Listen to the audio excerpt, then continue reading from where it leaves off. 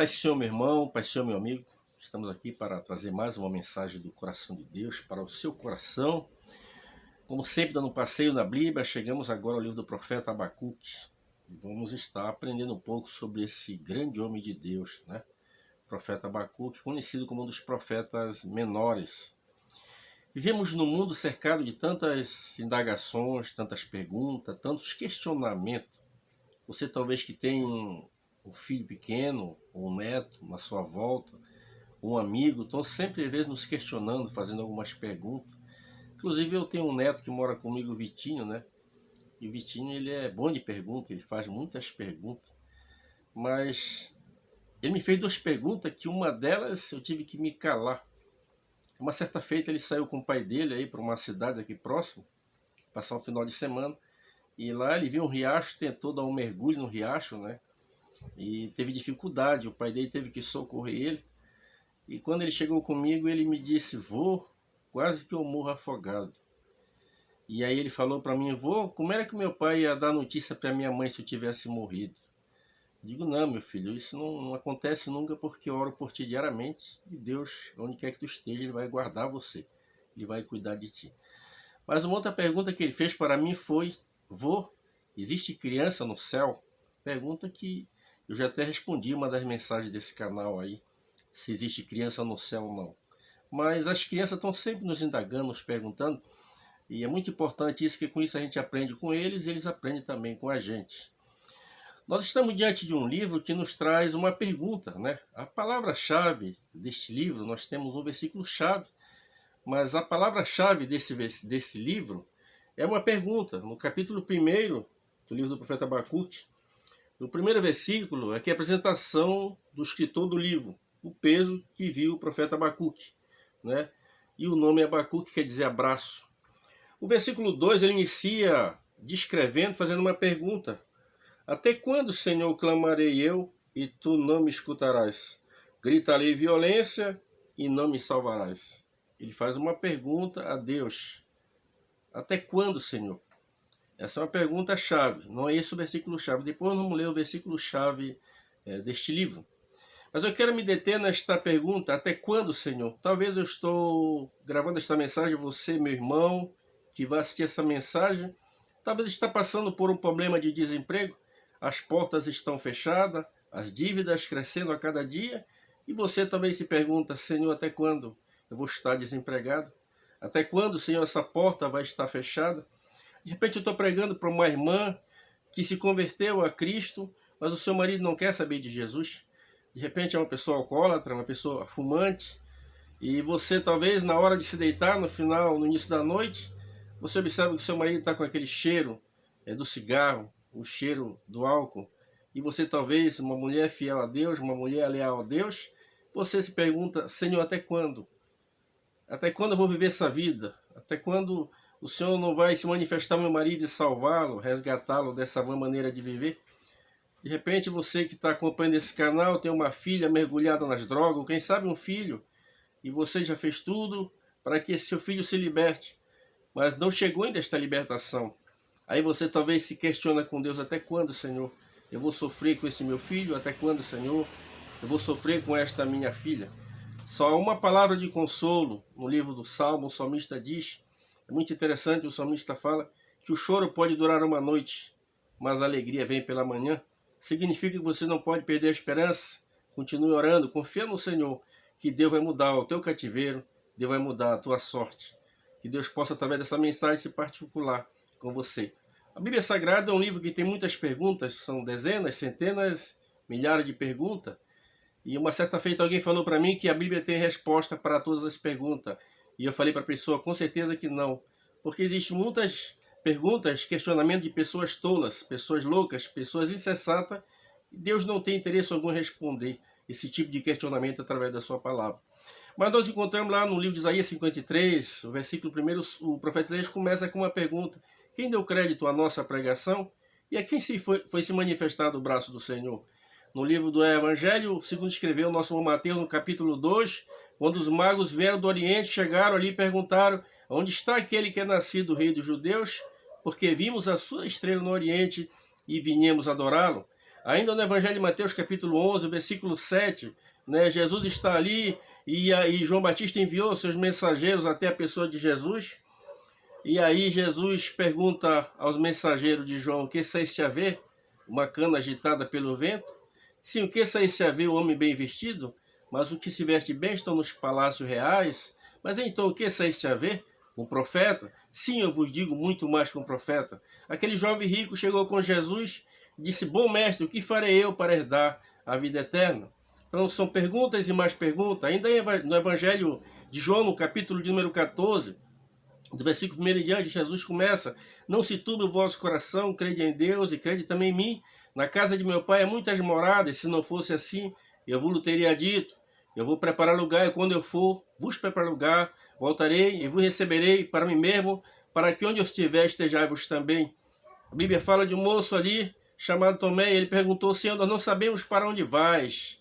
Como podemos saber o caminho? Para mim, essa é uma das perguntas mais importantes da Bíblia Sagrada. No mundo em que vivemos, com tantas religiões, com tantos caminhos, com tantas opções, mas Jesus deu uma resposta à altura para o nosso irmão. Eu sou o caminho, a verdade e a vida, e ninguém vem ao Pai a não ser por mim. E através dessas perguntas, Deus continue falando no teu coração. Mas a pergunta do profeta Abacuque é essa: até quando, Senhor? Né? Essa é a pergunta-chave do livro. Mas o versículo-chave deste livro está aqui no capítulo de número 3, o versículo 2. Diz assim: ouvi, Senhor, a tua palavra e temi. A primeira coisa que o profeta aconteceu na vida dele, quando ele ouviu a voz de Deus, ele temeu ao Senhor. Que coisa linda isso. Ouvi a tua voz e temi. Aviva, ó Senhor, a tua obra no meio dos anos. No meio dos anos a notifica. E na ira, lembra-te da tua misericórdia. Ele está fazendo uma oração, ele inicia este livro aqui com uma oração, este capítulo 3, com uma oração, a oração do profeta Abacuque. Mas ele ouviu a voz do Senhor e ele temeu. Por que que ele temeu? Nós vamos agora aqui descortinar um pouco. É claro que o tempo não nos permite para que a gente possa ver. Essas mensagens, elas são apenas uma síntese de uma mensagem. Mas para que você possa entender aqui, nós encontramos no capítulo 2 a resposta da pergunta que o profeta fez. No capítulo 1 e o versículo 2, ele diz: até quando, Senhor? No capítulo 2, o Senhor responde a ele. O versículo 2 do capítulo 2, ele diz assim: então o Senhor me respondeu e disse: escreve. Se você pegar este texto 2 aqui, a gente anda nas grandes metrópoles, na grande cidade, a gente vê aqueles outdoor, né? Começou aqui, quando Deus orienta o profeta a descrever isso. Diz assim: olha, então o Senhor me respondeu e disse: escreve a visão, torna bem legível sobre tábuas, para que possam ler o que correndo passa. Ou seja, a ordem de Deus era para que ele escrevesse no outdoor, né, na linguagem de hoje, e que as pessoas, mesmo que passassem correndo ali, mas eles iam perceber aquelas palavras ali. Quando ele se depara com esta mensagem de Deus, após ele questionar Deus, eu tenho anotado aqui 5 ai que Deus envia. Por isso que lá no capítulo de número 3, ele diz: Senhor, quando eu vi a tua voz, eu temi. Por que ele temeu? Olha qual foram os ai. Foram 5 ai que Deus deu aqui para o povo. No capítulo 2, verso 5 a 8. Primeiro ai. Ai daquele que é ganancioso. Primeiro ai. O segundo ai. Ai daquele que é complacente. Terceiro ai. Ai daquele que é violento. Quarto ai. Ai daquele que é desenvergonhado, ou seja, aquela pessoa que não tem pudor, sabe, que não tem vergonha, faz as coisas aí e como que nada estivesse acontecendo, segue uma vida normal. E o quinto ai. Ai daqueles que são idólatras. Terrível, né? São 5 ai de Deus. Quando ele se depara com estes ai de Deus, o que ele diz?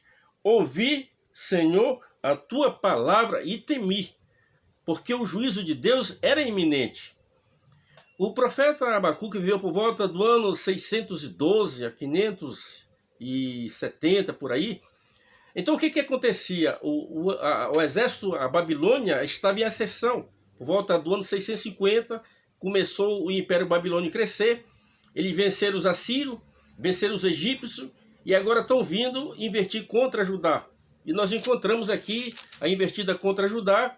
A primeira investida foi por volta do ano 605, a segunda investida no ano 597 e a última investida, a investida total, por volta do ano 586 a.C. Só que interessante que Abacuque, quando ele olhava para os babilônios, ele via que os babilônios eram politeístas, eles olhavam para os babilônios, eram arrogantes, eles olhavam para os babilônios, eram presunçosos, eram pessoas tiranas, pessoas maléficas, matavam as pessoas, as mulheres, abriam as barrigas das mulheres grávidas. O que os babilônios fizeram com os assírios, que fizeram também com os egípcios, foi terrível. E eles não agiram da mesma forma com os judeus, porque Deus interviu, mas mesmo assim, eles levaram o cativo, levaram os utensílios sagrados. Se você já leu o capítulo 1 do livro de Daniel, no terceiro ano do reinado de Joaquim, rei de Judá, veio Nabucodonosor, rei de Babilônia, e sitiou Jerusalém, levou os cativos para a Babilônia. Entre eles estava nessa primeira leva a pessoa de Daniel, Sedraque, Mesaque e Abidênego. Né? Nós vimos também a pessoa do profeta Ezequiel também, que foi levado cativo. Né? Então a gente observa aqui neste texto sagrado que quando a pessoa de Abacuque olhava para os babilônios, eles eram muito mais pecadores que os judeus. O que acontecia? Ele disse, não é possível que Deus vai nos entregar na mão de uma nação que é pior que a nossa. Acontece que Deus enviou os profetas no meio do povo de Deus para anunciar. A Bíblia diz que madrugando, levantando, levando a mensagem. O que eles fizeram? Matar os profetas do Senhor. Perseguir os profetas do Senhor. Chegou um momento que Deus não tinha outra opção a não ser entregar ele na mão dos babilônios. Só que Deus, ele é um ser que ele cuida dos seus. Ele havia vaticinado através do profeta Jeremias que o povo seria cativo por um período de 70 anos. Mas depois de 70 anos o Senhor vinha resgatar o povo do Egito, da Babilônia, melhor dizendo. E Deus assim o fez. Porque o nosso Deus, ele é um Deus que tem um compromisso comigo e com você. Se Deus tem te advertido, meu irmão, se Deus tem te advertido, minha irmã, procura te alinhar com Deus, te acertar com Deus, para que não venha acontecer de Deus permitir que você caia na mão dos seus inimigos. Mas interessante que neste livro ele inicia, até quando, Senhor? Aí nós vamos lá para o capítulo de número 3 e vamos ver como é que ele conclui esse livro. Ele inicia aqui pedindo um grande avivamento. É uma outra oportunidade, eu vou trazer aqui e pregar uma mensagem sobre este texto, mas vou falar sobre grandes avivamentos que aconteceram durante toda a história da humanidade. E também eu quero, em breve, vou estar gravando mensagem no canal, você que me acompanha neste canal, quando você ver esta mensagem, as 4 grandes perguntas que o homem tem feito durante toda a história da humanidade. Não esqueça de assistir essa mensagem, que eu vou gravar em breve. As 4 grandes perguntas. A primeira, quem sou eu? A segunda, de onde vim? A terceira, por que eu estou aqui?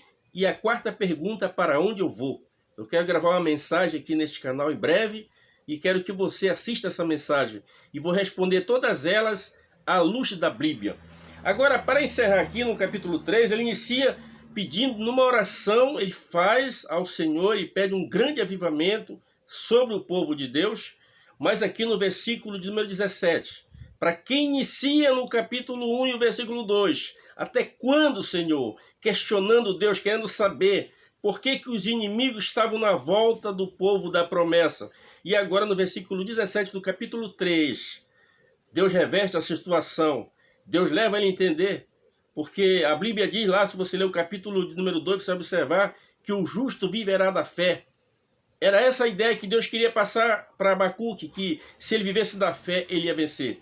Mas o versículo 17 diz assim, ó, porquanto ainda que a figueira não floresça, nem haja fruto na vide, produto de oliveira minta, no campo não produza mantimento, e as ovelhas da malhada sejam arrebatadas, e nos currais não haja vaca.